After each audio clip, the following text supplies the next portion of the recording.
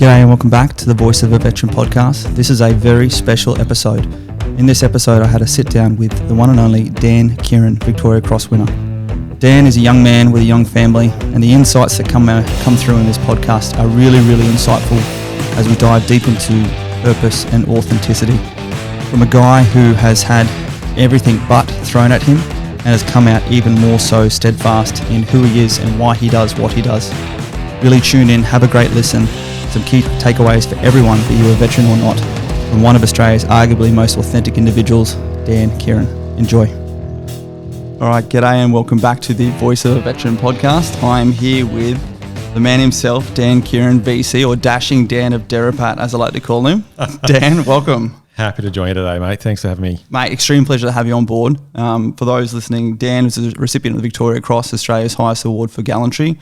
I love it says for valour, which he received for his performance during the Battle of Derapat 2010, Afghanistan. You actually achieved it in 2012, correct me if I'm wrong. That's right, yeah, 2 years later. Yeah, right. I love that. I love that story. So we're going to, because there's so much, I'm actually bubbling with excitement to talk to you, mate, just because recently Dan's released his book, Courage Under Fire. Did you know that is the name of my favourite Meg Ryan movie back in 1996? I actually do, because I queried that when it came out. It's like, oh, yeah, I remember Meg in that movie. So I was like, are you sure you want to go with that name? And they're like, yep, good to go. So. Mate, you got even more cred in my books for that. I remember 1996, I was in grade 6, so I was 11 years old. I remember watching that movie and it was fantastic. And there you go. Anyway, no copyright here for Meg Ryan, sorry. But you've released this book, mate, and I literally took 3 days to read it. And in the second half of this, I really want to go through that line by line because there's so much that is relatable to particularly the veterans that are going to be listening into us.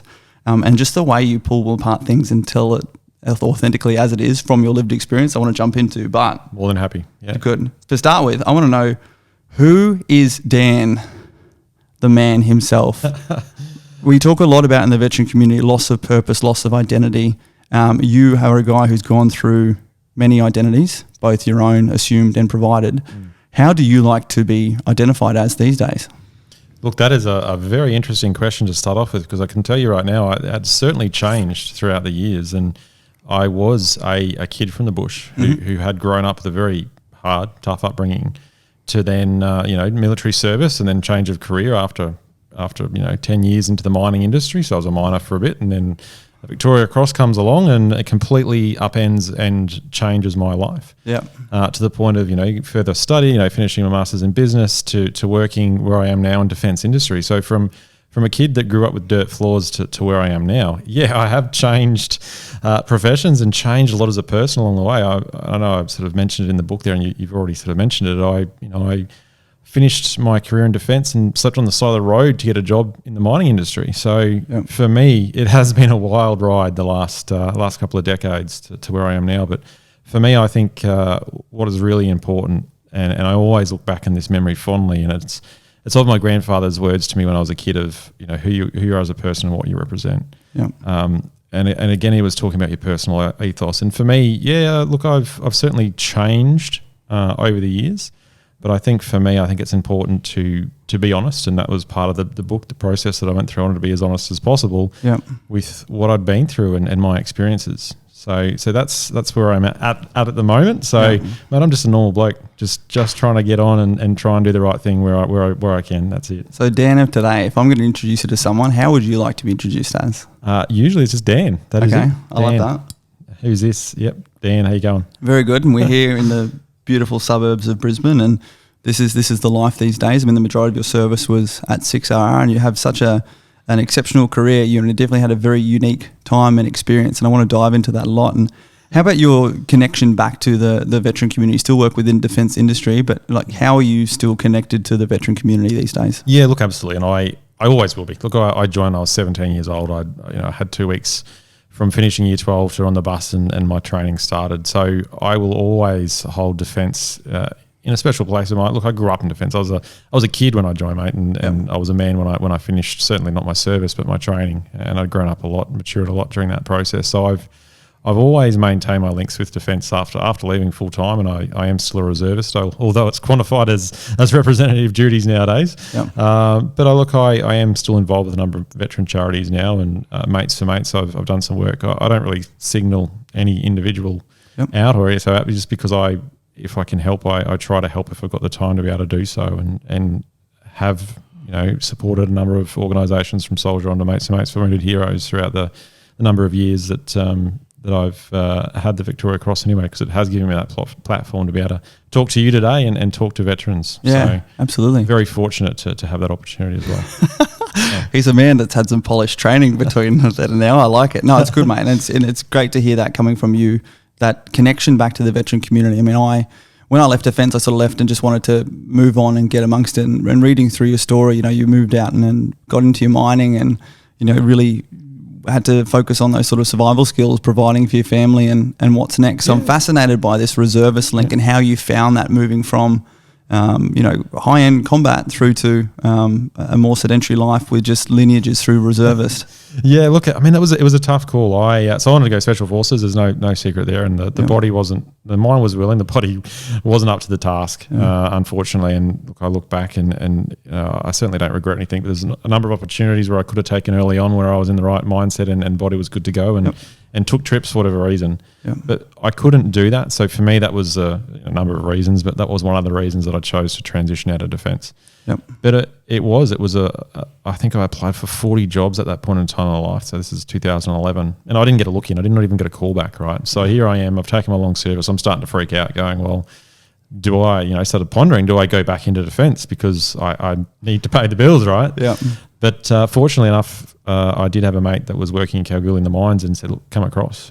And hence I did. I literally, as I said, I drove across and started work the day that I arrived in Kalgoorlie. I went out to site, slept on the side of the road because that's what I had to do to provide for the family at that point in time. But for me, I was a bit lost at that point in time, and defence from a very professional organisation as it is, and there's always problems in defence and organisations that are that big. However, going from a professional organisation like that into the mining industry and the freedom that I had all of a sudden, it was a massive shock to the system. I think I did it in a way as well to try and transition and break as many ties as I possibly could. Yep. Not that I had bad experiences, but I think I wanted a fresh start as well in a new career. Reinventing yourself? Yeah, a little bit, mate. A little bit. I wanted to try something new, and for me, I think that lasted about 12 months, and there was a local reserve unit and a few guys there. I didn't have many friends that were there, and I was always away working. I was on the drill rigs doing diamond drilling and not blasting at that point in time, sorry, and heard that, the bagman. The bagman. That sounds RC terrible. Drilling. So literally, 50 kilos worth of rock and sample that has been dug up, and you're literally just carrying it around all day doing 12-hour days in the sun. So it wasn't, wasn't with your complexion. Oh, I know, mate. Yeah, I know. That's why I'm looking the way I am now, right? So a few extra freckles, mate. But it was a good reset, I think. I didn't really have to think that hard. It was a process-driven thing from point A to point B. That's what I was doing. Right? So I really want to hone into that. So you had a quite a varied and excellent career, just as far as experience, deployments, and also your own personal experiences, the Victoria Cross aside, just as far as setting you up for to be an everyday Australian after this with some excellent life skills and experience, and really valuing what should hold value in today's society. As something you would say, I definitely say, but I want to really hone in on that purpose. So your purpose for service, you sort of talk about why you wanted to join and where you came from in your upbringings. You were very, very heavily influenced by your grandfather. Yeah, absolutely. I can definitely relate to that. My grandfather served in Korea and Vietnam, and again, it's just incredible having those people in our lives to forward scout for us, or at least to help steady the rudder as well. But so much of your purpose to join the defence, is it correct to say, came from him?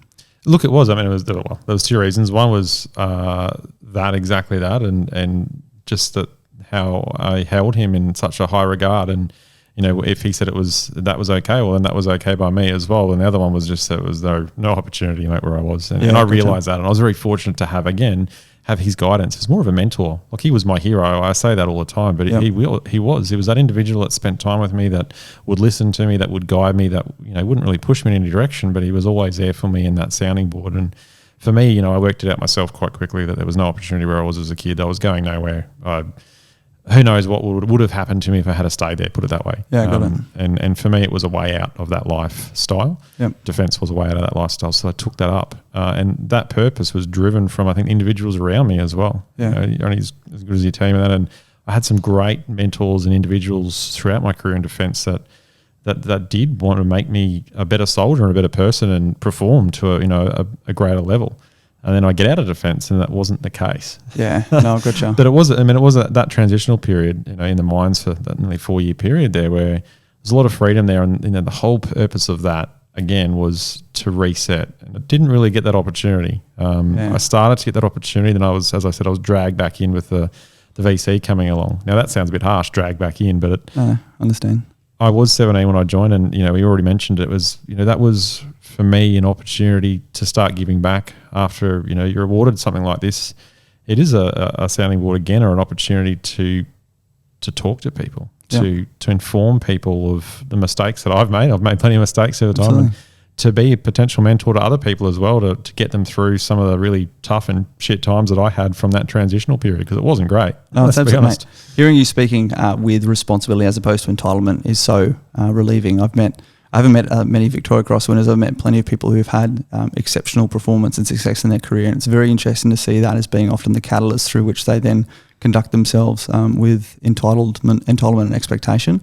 Or as I can see with you, is that power it unleashes in a responsible nature, that nurturing, that mentorship, that ability to then utilise that platform to go back and support others, backcasting yourself as like, hey, what would I have liked to have known throughout my career? 100%. Exactly. Everyone says like that younger you. What are some of those key stories that now that you have transitioned, you've gone through at multiple identity phases and where you are now, for those currently listening in service with everything that's going on at the moment and contemplating the next step in their life, what are the lessons that Dan has learned that he'd pass on? I tell you what, that sense of entitlement, I think that straight away right there is the wrong attitude and mentality to have. I mean, we all work really hard, right? You work really hard with what you're doing, and I do as well. But for me, I think the lessons learned for me, the big things that I would go back and tell my younger self is certainly around risk. And I'm not talking about risk on the battlefield, but taking risks. For me, I was somewhat risk adverse. You wouldn't think so, but I really was. If there was an opportunity presented to me, going, well, am I good enough? Can I actually do that job? Is this something that I would fail at, or I'm going to look silly doing?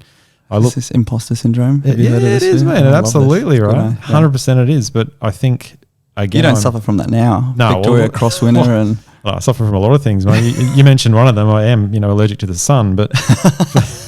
For me, it was, am I good enough to do this? And I think studying the MBA was part of breaking down some of those barriers as well, going, well, hang on a minute, I've got all these other people in this room that are on the same path as me, and they've got varied experiences, and mine's very different, but I'm still doing it with them, and still, still up to the standard of what they were as well. So I think that was part of it, but I think also I'm very fortunate where I've had all these opportunities from, I was working in Channel 7 as a guest presenter briefly to the mines, and then the defence background and the hardships and everything associated with that, and the situations that you put in, certainly on operations to now, running your own business, to on the speaking circuit. Like, I've had all these crazy, so different jobs, and the brains on creative side here. It's just all over the place, right? So for me, I think, do you enjoy that variety though?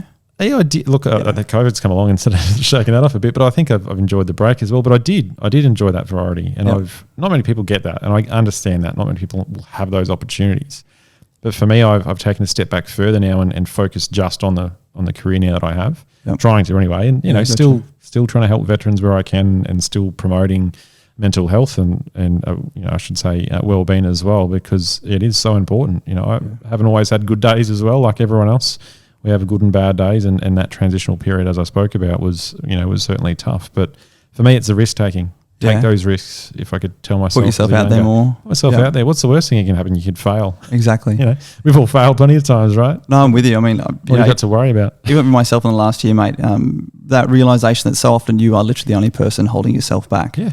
And it's really important for people to hear it from someone like yourself. And where was that sort of point for you whereby you realised that you were often that person holding yourself back? Was there a catalyst, or is it ongoing? Or I think it was probably a couple of years after receiving the VC, in all honesty. Look, I was completely, I'll go back a step again. So I keep on saying that, but for me it was, I think the realisation all of a sudden that there's an award now associated with my name. It's so much bigger than me.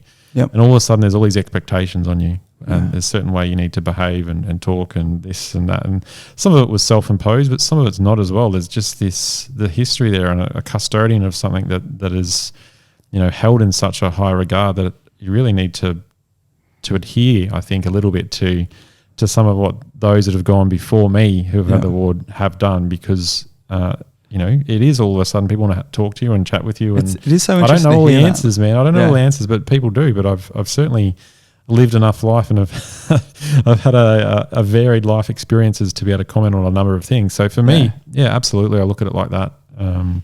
So it's funny, you do this incredible act to achieve the Victoria Cross and to deserve the Victoria Cross, and then all of a sudden you're then having the responsibility of the Victoria Cross. You can't just say like, look, I've did my deed, thank you so much for this. I would like to now relax and move on from my life. It's like, all right, now this is the new definition of you. Well, look, I can always say no. And I think, look, honestly, we're talking about what I do differently. And that's part of it is realizing when your bucket's full and going, you know what? Yeah. Hey, I've got too much on my plate to say no. I want to quickly dive into that because during my transition, I sort of got out, jumped straight into a business and then sort of left that. And like you, I sat there, I remember jumping on LinkedIn and Seek and putting in like over 100 applications without a single callback. Yeah, and probably you're I definitely can guess you're the same sort of person. If you can actually sit down and speak with someone, like you're going to win them over, through your competence and through your character. But then sitting there and thinking that you did have something to offer and then literally like zero callback. It's like that's a hit. That's where that imposter syndrome starts to tap in. And the ability to then turn that around to when all of a sudden you're being saturated with opportunities. There's already essentially this personal or professional trauma from rejection over here. So you start going to everything that comes in, I'm jumping on with two hands because I've come from being this, what's that, Eddie Murphy, the starving man to, oh my goodness, that's the best goddamn cracker I've ever had. Yeah. You start throwing yourself at it. And then also you're then combined with this responsibility on top of it. That's a bloody avalanche ready to crush the man underneath. Well, it hasn't been without its challenges, but I think, in a way, certainly didn't seek it out, right? I always acknowledge I should be dead for what I did in Afghanistan, and I know I wouldn't, and it's always important to note that I would probably not be here if it wasn't for my team and my mates. So I always say that because it's so true. It is absolutely true. But I didn't seek any of this out, right? So for it to completely upheaval my life, and it was an upheaval of opportunity nearly going, where am I going to go? It's like throwing a dart at a dartboard going, well, all of a sudden I've got 20 people going, well, hey, I've heard you speak or, I've done this. I think there's an opportunity here for us to do something from having nothing at all and having all those doubts going, well, I did have hang-ups about, well, can I actually do it? And then you start taking some of these things on. You go, well, I got repeat work. I must have done it right. And then you start building your confidence and going, well, why can't I do it? What's holding me back? And you said it before perfectly. It's ourselves or me at that point in time was holding myself back. Yeah.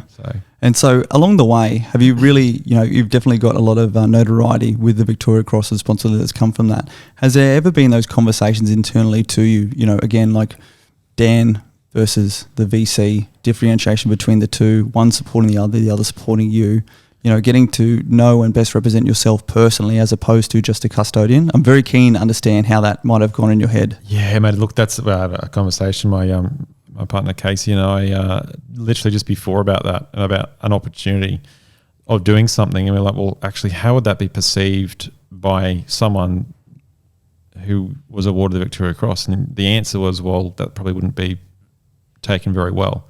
So then all of a sudden it's like, well, I probably shouldn't do that then. Like those conversations happen often whereby I'm like, well, that wouldn't be, general public, whoever out there, my mates, my friends would go, well, that's a bit out of touch to be doing something like that because of what I represent all of a sudden. So, it's tough. But see, this is I don't know if I explain that right. No, I get you. But the key part for me that actually makes you so much more relatable, likable and inspiring is actually your authenticity.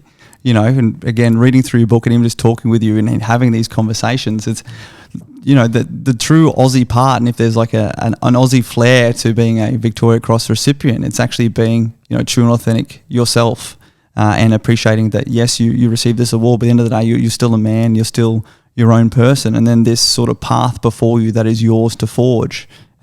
You talk about a lot of these considerations and conversations with activities. There's not an official measuring stick. I'm sure there are some rules, but it's in your... So you now have what you believe the expectations are of a Victoria Cross recipient, and then you have yourself who is a Victoria Cross recipient, and now you're trying to put them together to determine what you should or shouldn't do based off your own, primarily, holding yourself back or not allowing yourself to do things otherwise. Mate, there's a book behind me with, all the recipients ever to have it. And you're right, you look at it and go, well, how have they conducted themselves, and then, how have I conducted myself, and where do I sit? Mate, it is, I don't know, maybe it's self-imposed and I should just do what I want, but that's not my way, mate. Well, I think one strategy that I've developed is actually bringing it all back to purpose. And you'll keep hearing me saying this, and this is like this authentic purpose. And it was great for you diving in previously, talking about your purpose for joining the military. And I think so many people can level with that. Again, I finished school here in Brizzy, just turned 17, went straight into ADFA, and, I was a brat. And thank God for the military. But then along the way, finding our purpose in service. And I'm probably going to guess that you very rapidly found your purpose to be those that you served with. And that usually is how we go along. There's definitely the service to the nation, what you're doing. But then when it comes down to, be it when it gets tough, when you get in a gunfight, it's those people that you're with. And that's one of the hardest part for people to appreciate. Listening to guys like you talk is, during those times of combat, you're more worried about letting your mates down. And failing the mission, and that's a huge and powerful purpose that makes us not care for our own lives. That's it, mate. It's a really good way of putting it, because everything that I did, certainly in operations and even in Australia, it was because of those around me. And when it isn't going well, and the bullets are flying and guys are getting hurt, you put yourself out there, because my purpose, certainly in that point and that time, is to look after those around me and to protect them. And I think for me, that has certainly got me through my deployments as well, and certainly focused me when it all went to shit. Is that purpose of trying to help. And I said this once before on a podcast, so I'll repeat it. But it is, I think, love for mankind, for those around you, love for your fellow soldiers to want to be there for them and help them when it is really going downhill. That's it. It's that bromance, that love, that mateship. We try and mate.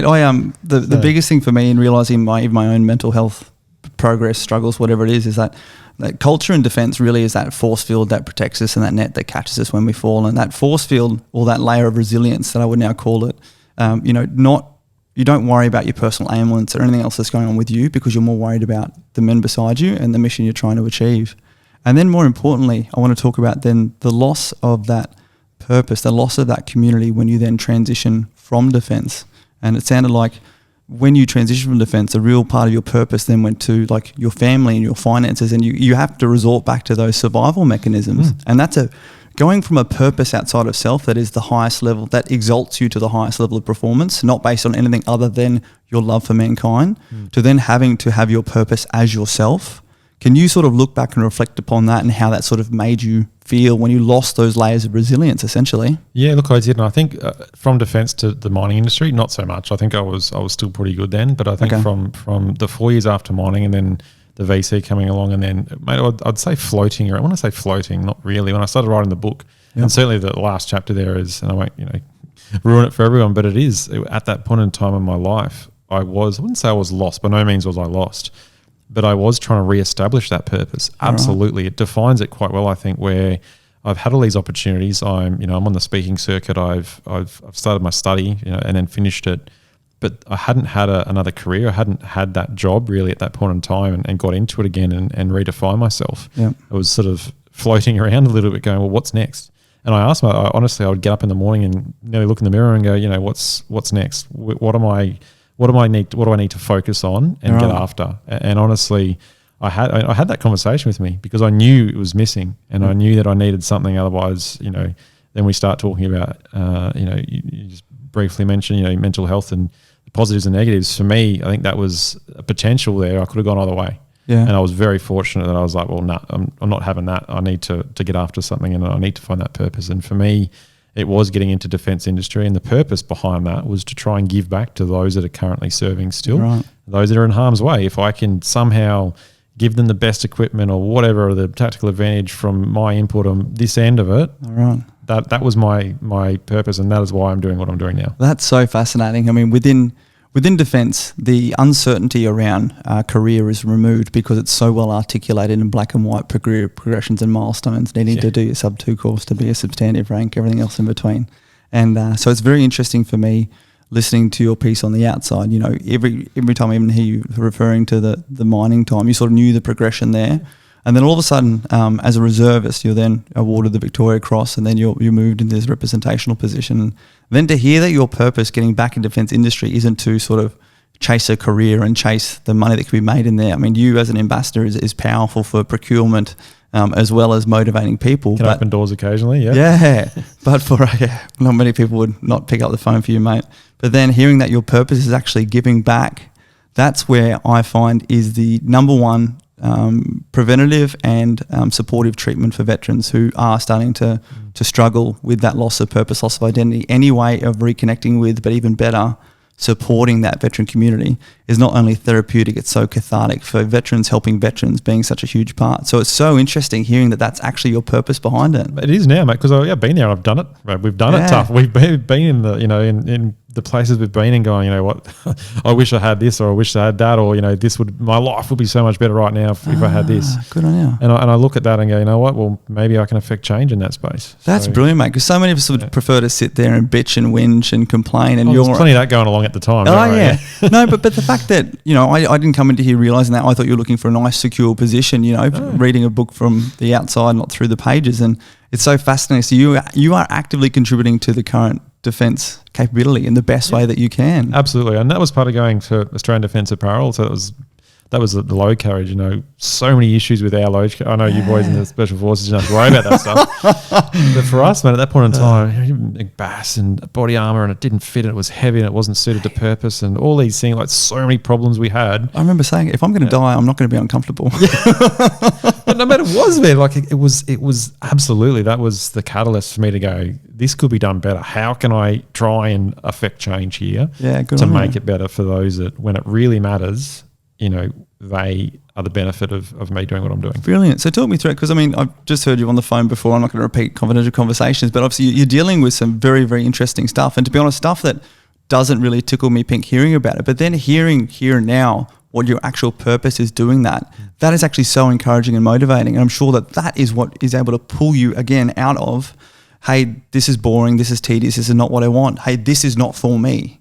This is for an end state, an outcome, a true and authentic purpose. That's awesome. Absolutely. And a lot of it's tedious and that, but I'm not used to working behind a desk yet either, mate. Yeah, so mate. I'm still at that transition of going, well, yeah, here all of a sudden I am behind a desk. I never thought I would be. And I've had a few mates had a 10-year reunion with MTF1 just recently, and a number of them said, geez, I don't know how you'd be handling that working behind a desk. And I'm like, well, it has been a transition, but it's not, it is for me, I should say, it is that purpose of, well, I can affect change, so I'll keep at it. And I'm also getting paid whilst I'm doing it. But it is, honestly, that's the end state for me is, can I affect change? Can I get the best equipment, the tactical event, whatever it be, as long as I keep working towards that, I'm happy. So good on you. So also at the same time, while you're there behind the desk, achieving your purpose, at the same time, have all these skill sets and particularly probably a lot of those people skills and wanting to more give back. So this speaking circuit and then having those other things to keep you entertained in that variety, that must also be a critical part to what you need personally, yeah?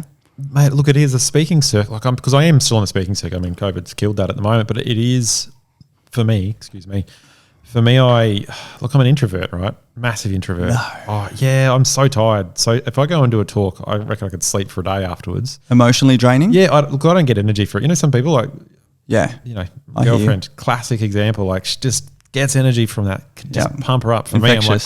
Me, I'm like, straight down. Yeah, right, okay. But it is. Even that's so interesting. I'm going to dwell on that, mate. You're a Victoria Cross recipient. You are Dashing Dan from Derapat, mate.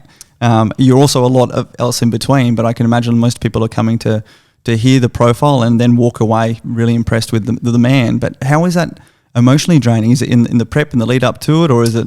I'm not sure. I think it for me it is because I have to be sort of extroverted for that period of time, nearly that I don't know. It absolutely fatigues me doing it. Yeah, gotcha. I mean, I still you still feel like you're being your authentic self, though. Oh yeah, look, it's still me. It's just a different version of me, nearly, where I do have to step it up and use some hand signals.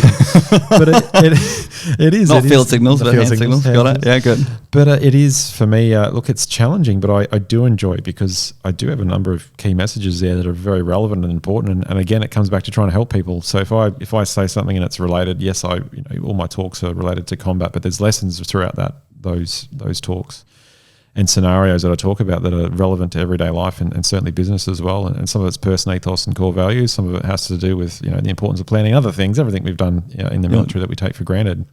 But for me, when I go and do this, it is again trying to get people to be better at what they do and to not dwell on the negatives and to push on, right? So I'm always about get off the couch and crack on. So good, mate, good. I mean, that's having that purpose behind you is a key part. A lot of the guys and girls that they're sort of engaging with who are really starting to fall off the wagon is that transitioning out of defence because they've sort of lost their purpose in there. They're not transitioning to another purpose. Like, I'll figure that out later.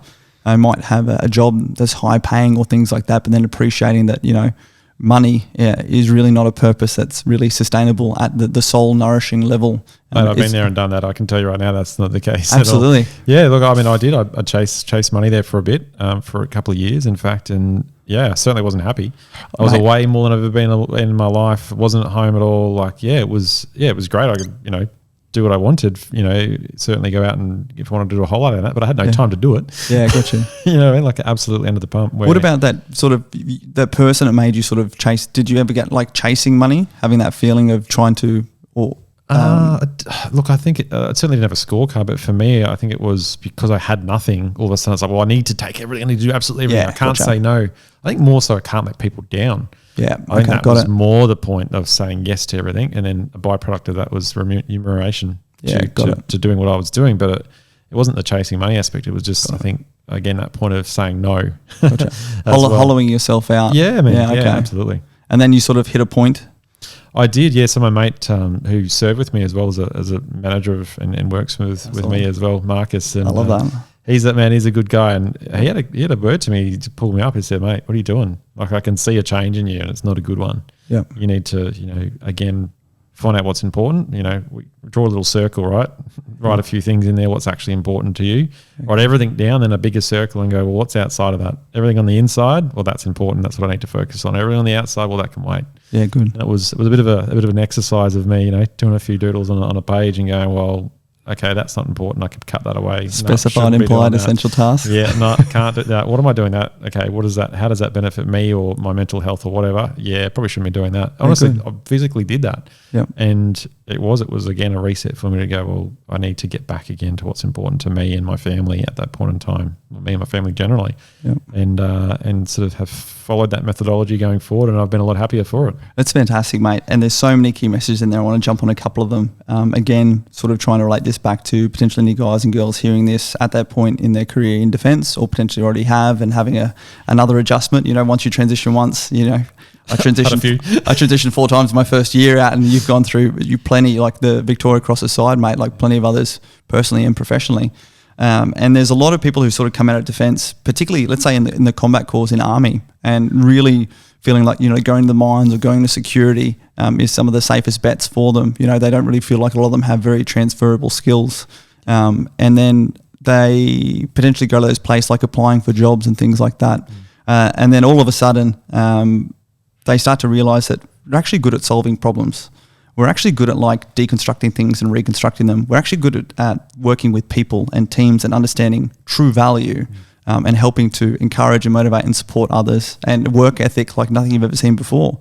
And then all of a sudden, you start realising that there's actually so many things you can possibly do, and then shiny things start popping up everywhere. And you start going and collecting all these shiny things because you potentially have gone from a place where you actually doubted that you had the skill sets to do some of these things. Mm-hmm. Also, it's exciting. There's potentially money there. There's variety there. Yep. And you end up burning yourself out. And one of the key support mechanisms here is so key along the way in leaving this culture that previously protects you and catches you, is then who you actually are surrounding yourself with to help provide you with those combat indicators, because we are the worst at doing it for ourselves. Absolutely. 100% agree, mate. And how did you go about finding those people? Mate, particularly as a Victoria Cross winner, I'm sure you had people wanting to help you out left, right and centre, probably for some of their own agendas as well. Yeah, look, man, I think that's some of the negative side of it is, look, I've certainly found out who my true friends were and what, some people just wanted to be near me. That's cool. Some people had always been there and are still there. And I have I have probably 5 really good mates that have always been there and know exactly who I am and, trust them with my life. I've been there, life and death situations of guys and have had my back and I've had theirs. And I think I've been very fortunate that I have maintained those relationships. But let's be honest, I've cut people away along the way. Yep. And I've cut them away for different reasons. Some of them were, negative people or whatever they're going through their own situation at that point in time. And there's periods where people will come in and out of my circle, I suppose is a good way of defining it. Yeah. Because of their own sort of personal, situations are going. And then I'm always there. The door's always open for me to reconnect with them, right? But I felt at a certain point that there was a number of individuals, not my close friends around me that were absolutely bringing me down and changing my mentality, nearly going, well, having a negative impact on me. And I think I came home one night and it's like, well, I think that's starting to affect me. I think it's time that I stopped spending so much time with them. And I did. And all of a sudden, a couple of weeks later, again, I have a bit more energy and a lot more positive about things. And mate, it's fascinating by how those that you have around you and how they can affect your performance and your mindset. Absolutely, and we talk about that transitioning in purpose, and as you even transition in your purpose at a major or minor level, there's then that subsequent adjustment to the physical and human terrain around you. And I particularly want to situate this in the context of coming out of 2020 being COVID.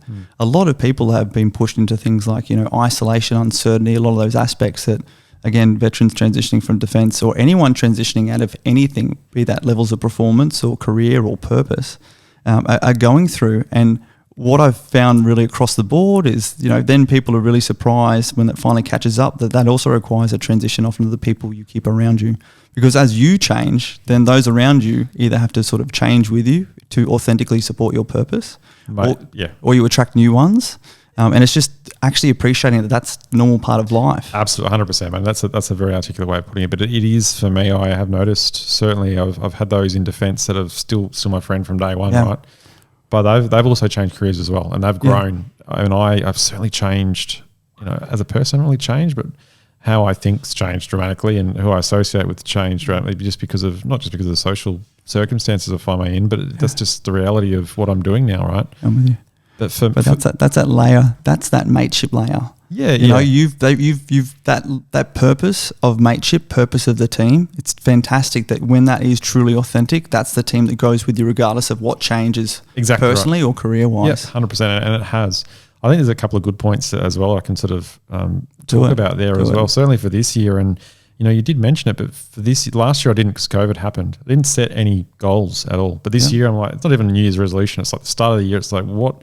Last year I didn't do it. This year I've got I won't tell you what they are because that's some of the personal. But I mean, for me, I think everyone needs to do that at least once a year or every 6 months. Go, well, what am I going to achieve in these 6 months? Like actually write it out. Go, what am I going to achieve? Who are my mentors going to be? And we could talk about professional mentors, personal, whatever.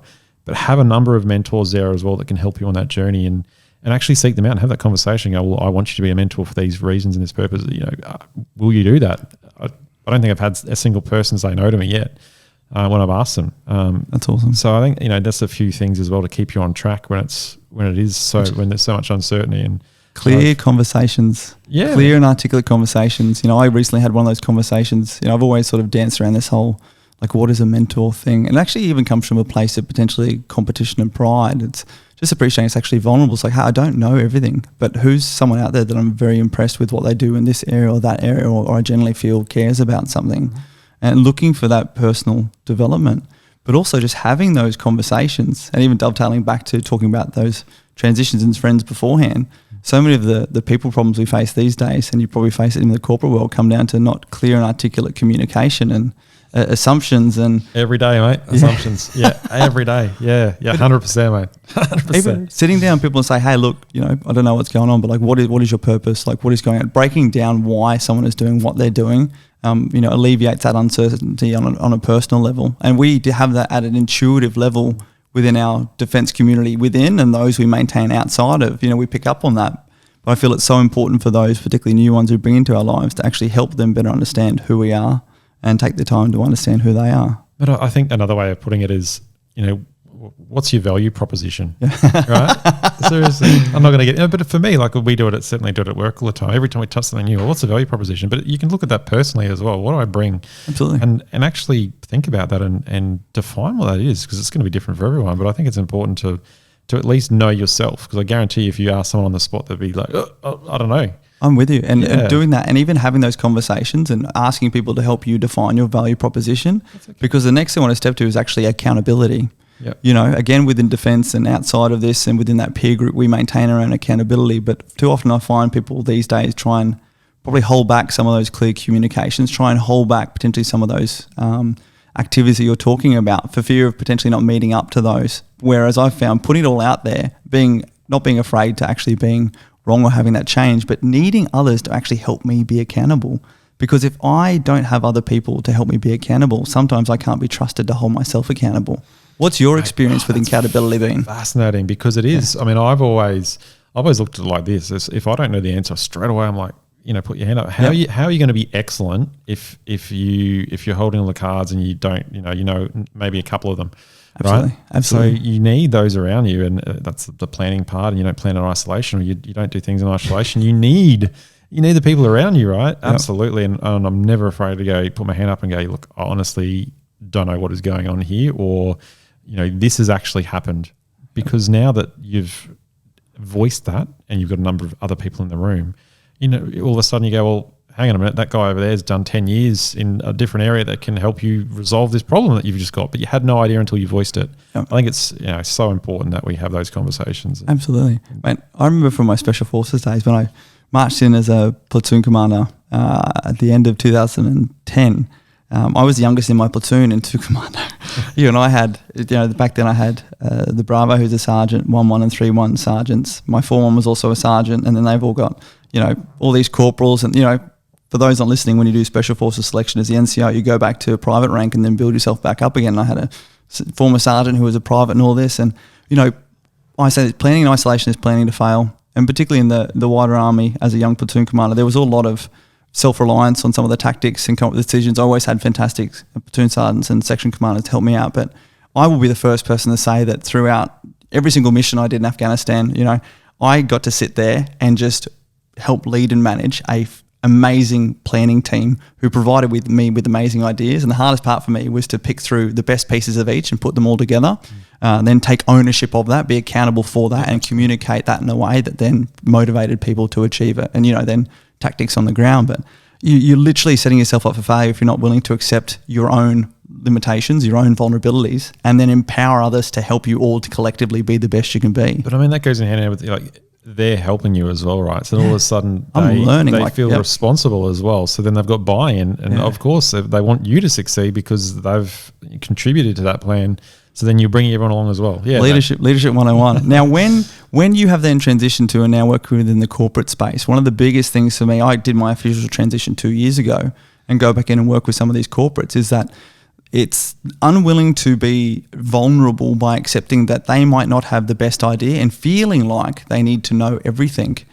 Sitting with these people, and admittedly they haven't gone through most of them haven't gone through any form of professional leadership training. They've risen to their rank through competence in role or time in rank, essentially.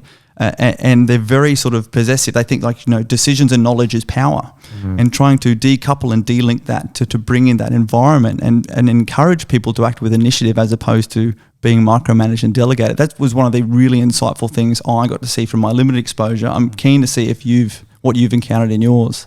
Oh, mate, I think you've defined that well. I think the emotional intelligence part of it as well is lacking greatly. And you're right. Everyone wants to hold the cards because they don't want to ask the question as well. And I think I found that certainly with my MBA stuff going back to there as well, as we're going, if someone would say something, I'd be like, well, I don't actually know what you're talking about. I guarantee you I'm not the only person in this room that has no idea what you're talking about. I love it. But I'm not afraid to go, well, hey guys, I have no fucking What I idea love you're is talking that about. that's actually like leadership through moral courage in the most mundane daily tasks that people might gloss over. But it actually takes courage to stand up and do that. I suppose it does in a way. I bet it doesn't. I don't care if I look like an idiot. I just No, but the key thing is you're not doing it for anything other than authentic purpose. That is to learn and better understand this. At least, you're right. But now at least I know the answer to that. And the next time someone brings it up, I'm not going pretending that I know. Oh, okay, yep, I've got a full bottle on that. Which reality is I've got no bloody idea what they're talking about. Then make your decision or a plan on something where I actually don't know the facts and have decided to cover it up because I don't want to look bad in front of other people. Absolutely. I mean, during my career, some of the best times I found was I have sort of two sayings with being in leadership position or being in charge. I look forward to the days when the job is done and it's no longer doesn't need me, or someone's been able to be trained up to better than me. And particularly if you have a hand in training that next person up. And that's what I really see is particularly within even within the defence, unfortunately, we get to see it a lot these days as well. And hopefully some people can listen to hear this, but even in the corporate space, anyone in some sort of leadership role, it's actually just how much more empowering it is to bring people along the path with you and have more people who can do your job through, be that redundancy so you can go on a holiday, through to just building the engine power and passing on to the future of capability. It's really changing that purpose and mindset behind why you're doing something and appreciate by making people feel valued, helping them be empowered and initiative along the way. You're actually going to set everything up for better success. Mate, look, absolutely. And so many conversations I have where there's one person holding the cards, and it's a point of failure often going, well, what happens if that individual disappears from this project or something? Yeah. What's going to happen? Redundancy. Good old redundancy. So anyway, yeah. Speaking about redundancy and even transitioning from defence, for a lot of us, it's a huge thing leaving defence. We feel like there's literally like blood, sweat and tears, and a lot of people who've lost away that sort of leave that part of our soul back in that. But sort of appreciating that you leaving defence, the defence's job is to put, let's say, the best 15 on the rugby field every single day.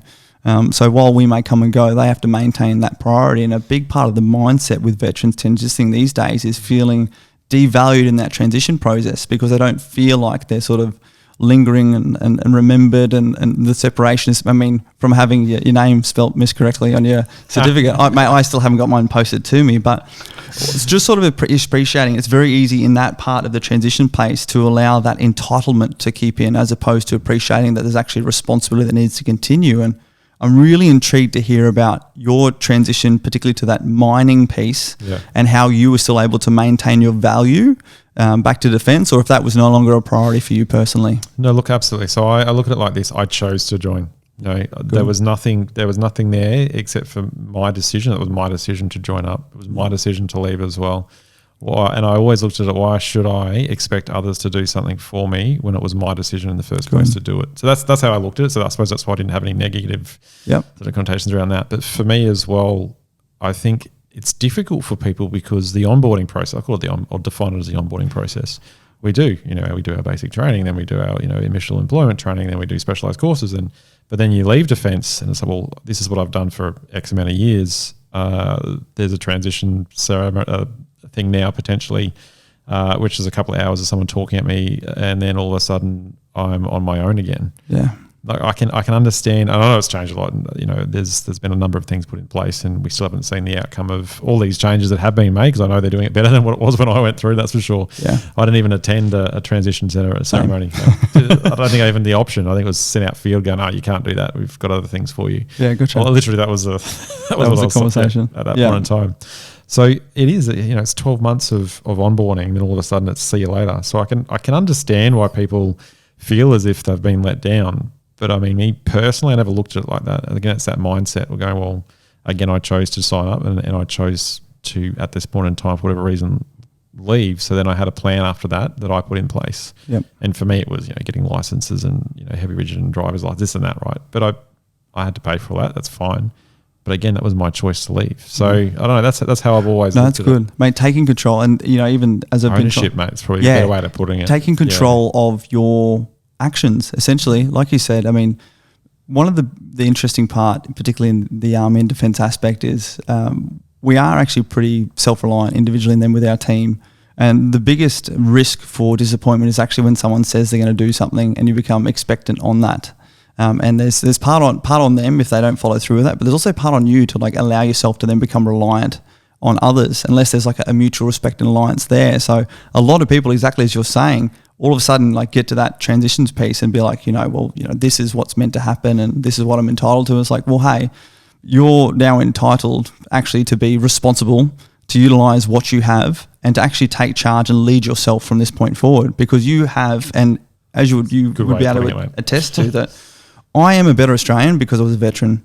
And I have so many skill sets, from just basic problem solving through to being able to maneuver around things to solve those problems, that are so applicable in everyday life. And if you just need to sit there and, like you said before, just take control and be responsible for yourself and put it into action, you're going to succeed. But if you sit back and wait for what you think you're entitled for, you're going to be waiting a long time, and that's when you're going to start doubting yourself, and it's going to start creeping in. Absolutely, mate. That's a very well said. I have seen that personally through others and friends that I've served with go through that journey of hanging back and waiting and feeling like they are entitled to something. And I've had that conversation. And the longer you wait for someone, it's like you're waiting for a date. You're like, they're meant to be here. They're meant to be here. It's like, hey, they're not here. What am I going to do next? Yeah. And it's so hard to, and to be honest, I even found myself going to one of those places a bit. It was just some medical stuff I needed to do. And it really actually just took others to say, hey, look, why are you waiting? Like, get out there and make something happen concurrently. Stop sitting there getting in your sads and make it happen. And that's where we get back to keep making sure that you do sort of keep some of those people around you that you're able to cut through and help you to tap back into that purpose. That's my girl. Okay, so she's that person for me. Yeah. She absolutely is for me. We have those conversations and she's a doer, that's for sure. Get stuff done, mate. And it brings me along because I am that introvert as well, and I need that personally. So that's, a person around me that helps me out. But, I mentioned that before, the mentors and your friend circle that you bring with you. Yep. Mate, keep positive people around you and good things will happen. For sure. How do you derive personal value? What makes you feel valued doing something? As in response from people. Have you heard of the love languages? Yeah, absolutely. No, what's yours? Mine, I think absolutely that is doing things for others. Yep, acts of service. Yeah, acts of service, or acts of service is probably the best way to define it. Yeah. But what about, that's how you show love. How about how you receive love? How you feel valued for doing something?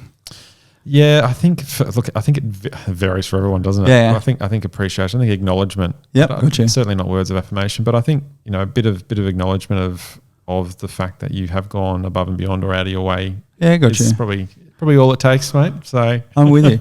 So interesting. I want to dovetail from that into the Victoria Cross, and in particular, mate. The next round we're going to go into talk to the book in detail. But one key point I wanted to bring out was there's some conversation in your book talking about when the Australian Day 2011 came around, and a bunch of honours and awards are passed on to the boys. But your name wasn't in there, and everyone obviously within the group thought that you performed to the most. And that feeling within you, was there potentially a feeling that you had performed to a level whereby you expected or not entitled to, but let's just say qualified for some form of recognition? And you're allowed to say that because you've gone in and seen the benchmark, and not saying a Victoria Cross or anything, but just some form of, you went above and beyond and what had previously occurred, that sent a benchmark that set in your mindset and expectation there. And then how that felt when you sort of weren't recognised and all your other peers were. But that's an interesting, a number of different things there. I think the first one is I was actually really happy that those that I had nominated were actually, because I wrote up a number of individuals as well, because what I saw was amazing work, exceptional work on the ground and under trying circumstances. Yep. So I think there's a bit of pride there as well, going the boys done well and they've been recognised for that. For me personally, and I have always said this and absolutely believe it, is I was just doing my job at that point in time. Yep. Albeit from a tactical point of view, potentially wasn't that sound, because I knew the ramifications. If I had got shot, would have taken more team members out, and all that, all that sort of stuff. I lost the advantage. So for me, I didn't really dwell on it too much. It was a bit of I've left defence. I've transitioned out. I was out by that point in time, and I was working the mines. So I thought, for me, I look back there and at that time, and I certainly wasn't expecting anything. No. I thought, I've just been looked over because I've transitioned out. Honestly, that was the thought process at that point in time. But I think I was just happier that those that I'd seen do exceptional work were recognised. Yeah. Oh, good. Okay. That's really, it's beautiful to hear that. I mean, you would have obviously, you're a corporal, you're a section commander at that time, and you obviously have some perspective of what was the usual, not expectation, but usual sort of standard by which things could be measured after seeing others get honours awards and things like that, and then what you wrote up for your guys and saw them get theirs. Did it ever make you doubt not receiving an honour award of what you did and the importance of what you did, or did it ever change and make you doubt if you were potentially thinking that what you did was more spectacular than what it was? For that circumstance in Afghanistan that day, I would say no. But funnily, you should bring that up, because there was another incident in Iraq, in 2006, where I personally at that point in time thought I went above and beyond here at this point in time, right. and no one saw what I did. You know what I mean? And there was no recognition whatsoever. Yeah, right. But how strange is that? Yeah. And then Afghan comes around, and there's all this stuff going on, and life and death sort of situations, and I didn't have that mentality whatsoever. Yeah, completely different. But I did for this other incident, which was years before, where I'm like, well, I did something pretty exceptional here, and didn't even get a look in or anything, not even a pat on the back. Well, what about since then? There's been a lot of water under the bridge. There's been a lot more honours and awards given out since then. And as you then look back through not only your career, but the career of others that you served with during Iraq and Afghanistan, I find myself looking back and going, there was definitely a point where I definitely felt that myself and others I was with sort of probably standardized a lot of excellent things. And again, it's sort of like doing your job, and it's difficult sometimes not to buy into the medallic recognition, the giving and receiving gifts, or the words of affirmation, essentially, particularly when, I don't know about you, but the defence culture I got brought up in was very reliant on that being the demonstration of experience, if not competence. And then looking back and seeing, was there potentially times whereby, hey, guys actually did exceptional things that by today's unit of measure might have been more recognisable back then? Mate, that is the flaw in the honours and award system, isn't it? Because I can tell you right now, at the start of my journey of doing operational deployments to the end of it, operating very different to certainly a different standard, a higher standard and level, and doing things that 10 years previously you would think were amazing and not even possibly human. So that is the flaws that we have within the system. But yeah, absolutely, that is true, where the norm can become very strange very quickly. And what I mean by that is, the fact of even getting shot at becomes normal, or IEDs going off around you, or, rockets coming in, and it becomes normal. But I mean, that's not normal, right? No, absolutely. But it is to it certainly is to those that not only is it normal, it's desirable. But it is. But it is so strange how then you define what is a benchmark, right? What is a benchmark? Because all of a sudden, you're into it all the time. So then the standards, you're setting higher standards for yourself and your team as you go along as well, right? So it gets to the point where you're doing things potentially that even 12 months ago, if you're in country, you wouldn't have even dreamt of doing that or have the confidence to do that as well. Yeah. So it's strange to then signal someone out when you're performing at that high level to go, have they gone above and beyond at this point in time? Yeah. And the answer is, well, everyone's gone above and beyond at this point in time. So yeah, absolutely. So I want to close out on honours and awards, and again in the next episode, really going to go on to and speak in some great more detail on your book, mate, because it's an absolute must read. But so a large part, again, I'm just trying to close off this entitlement piece and the honours and awards. I sort of have some personal issues with the way in which we approach honours and awards, not honours and awards in itself. So my personal experience was, I went to join Tura, I went to Timor. By the time I got to 2 Commander, again, like I was saying, I was one of the youngest as a platoon commander. At the mess, I had my Timor gong, my coat gong, and that was about it. And I was around dudes who had chests full of, you did an SOTG deployment in 2010. I got to the unit in 2010, and guys had already done them beforehand as well. And there was definitely a culture there whereby medallic recognition equaled competence, let alone experience. And that wasn't harboured by all, that was harboured by some. And then I really feel like during defence we've gone down this bit of a road whereby a lot of people are, we've standardised excellence first and foremost. We haven't actually appreciated some of the amazing situations we've been in through hindsight. And then particularly a lot of those who weren't there and haven't lived those have then standardised people's performance in those by the medallic recognition for that. And a lot of people I have found have sort of felt devalued or undervalued, given that they didn't receive some form of recognition for what they did over there.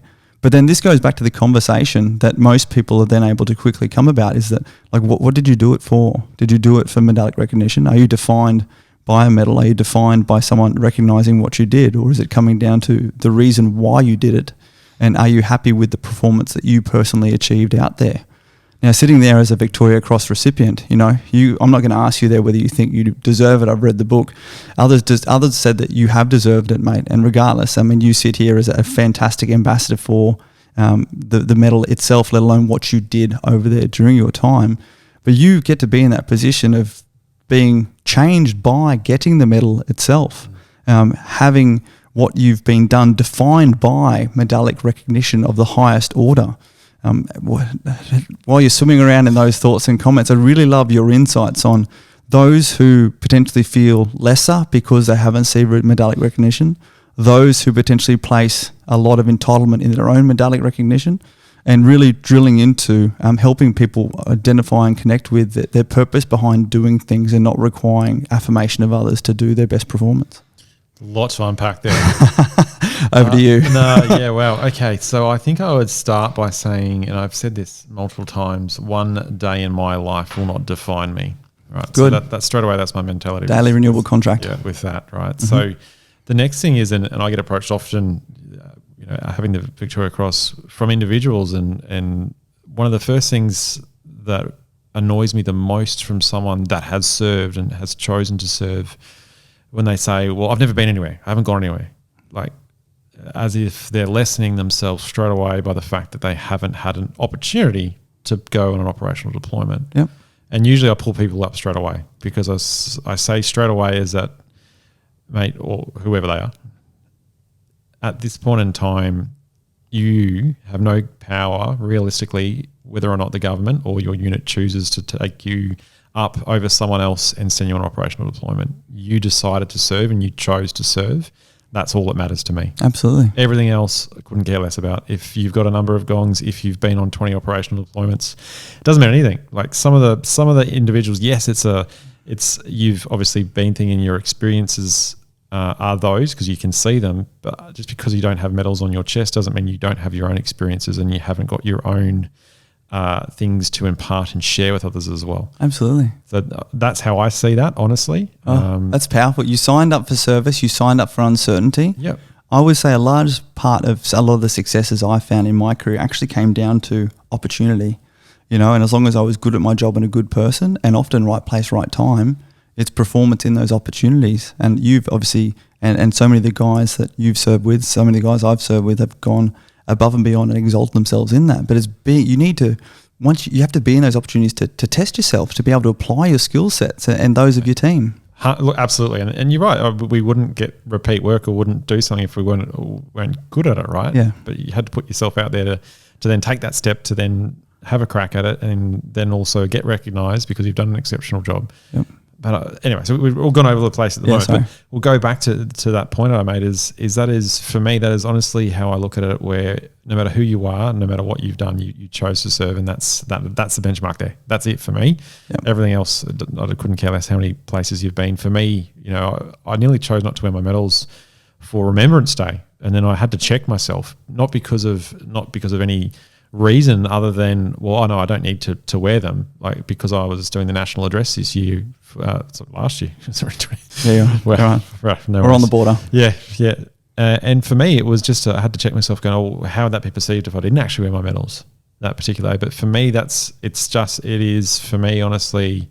Yeah, it's recognition of where I've been, but I know where I've been. I don't need to display that all the time and show people that's it's a lag indicator. It doesn't define you tomorrow. It defines what you've done. But then it's like, what are you going to do with that from here on? Absolutely, man. Yeah. So honestly, that's how I look at it.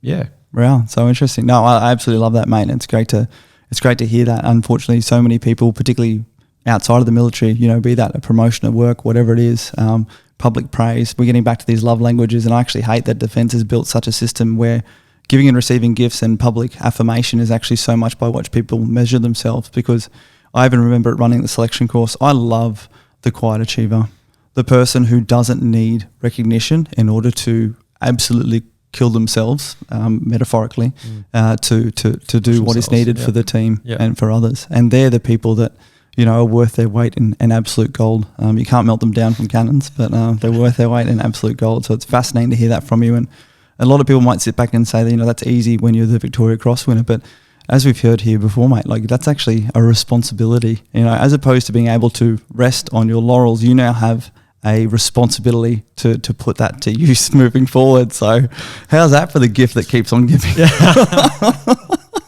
And look, I am happy to talk about, I do honestly still to this day not think I'm worthy of what it is. Because I mean, as I said, I've got a book behind with all these names in there and the feats, right, of what they've done and what they've been through. But for me, look, I look back at that day and I was doing my job and potentially I should be dead for it. Did I change the course of the battle that day for my actions? And that's debatable.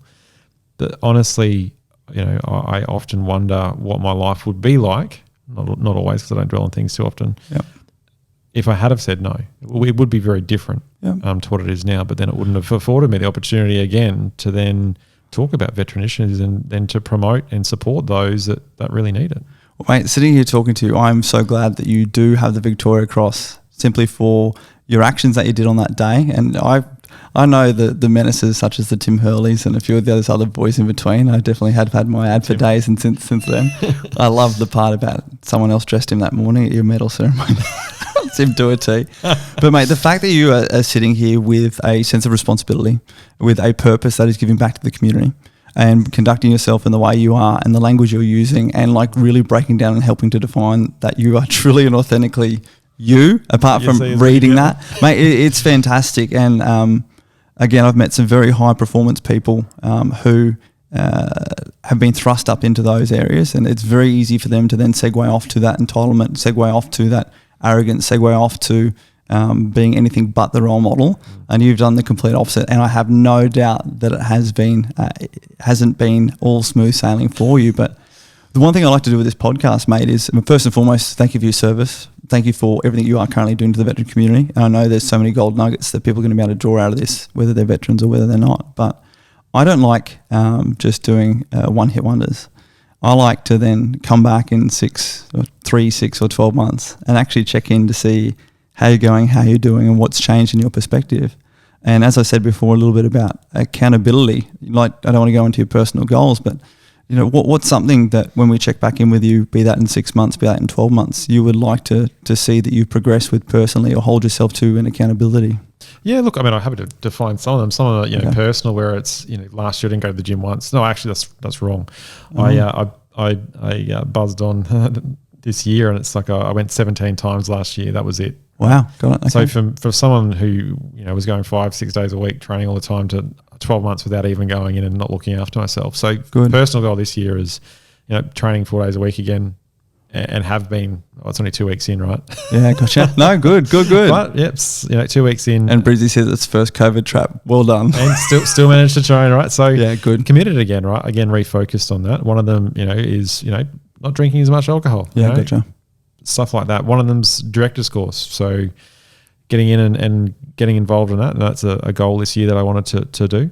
So usually there's an element of bettering yourself through some sort of further learning. That's me personally, whether it be an online course or something. That's what, every year I try and do something. Good. Get those brain cells firing. Yeah, whether it's a short course or something. And that's only happened the last couple of years where that, I think that's an ongoing goal of mine. Well, this year there's a project. What's it going to be? What am I going to learn this year? Yep. And every year going forward is well, I'll continue to do that. So it's only been a few years in, but for me, I think that's important. I love that. Everyone picks their own goals and what they want to do, but for me, there's a few other ones there as well. But we have a Victoria Cross recipient here telling us that he wants to exercise more and drink less and continue with his self-development. Yeah. Like, just appreciating, understanding that, mate, be that in the corporate life or whatever, when people start to, when time gets tough, when people get busy, when people get depressed, when they get anxious, these are some of the first things that start to creep in or go by the wayside. And mate, you're sitting here as a modern day hero, saying that, back to the basics are still so critical for you. So if there's even anything that people have been listening to our waffle can pull away from this, like investing in yourself. So important. How can you deal with the challenges if you haven't invested in yourself and you haven't got the foundations there to deal with everything else, right? That's how I look at it. It's probably a good way of defining it, is the foundations, and that is yourself. How, looking after your mental health, looking after your physical health, looking after yourself, right? So then you can go out there and absolutely kill it, right? Do well. And what I even love is this progression, mate. You really help articulate to us your emotional power, your intrinsic motivation, your purpose, giving back to the community in your work. in all the forms of work that you currently do. That community, you're surrounding yourself with those people to help you be inspired, be motivated and be accountable. And then you finally have time now, hopefully in this next year, to start looking after yourself, work your way back into that core and help yourself. It is, yeah. Looking, last year was a bit of a change. Yeah. Look, it was a change, certainly a change again in routine. Yeah. It's so strange when your routine gets thrown out, right? So I think that's part of it. It is that routine as well, and that routine happens to have training in there and again personal development in there as well, because that was my routine beforehand. Yep. I think it's important to get back to that, and I think it's those positive things. Get rid of the negative things that crept in, and focus again on the positive things that were part of my life going forward. Love it, mate. Well, it's been an absolute pleasure. We look forward to speaking with you again. Thanks so much for being on. More than happy to chat with you again in a few months. Cool. Thanks, Dan. Cheers, mate. Thanks for listening to the Voice of a Veteran podcast. We really hope that there were some key takeaways that might help you, be they relatable, be they aspirational, but we're not just here for your entertainment. So please make sure you remember, move on and action from here. And that's it, guys. If you've heard something here today that has truly helped you, it's our duty to share that information with as many as we can. Support is about being proactive, and that's taking action to better our own lives as well as the lives as many mates as we can. We love your support getting these messages out, so please subscribe, go to our YouTube, Facebook, Instagram, LinkedIn, Voice of a Veteran. Catch you next time. See ya.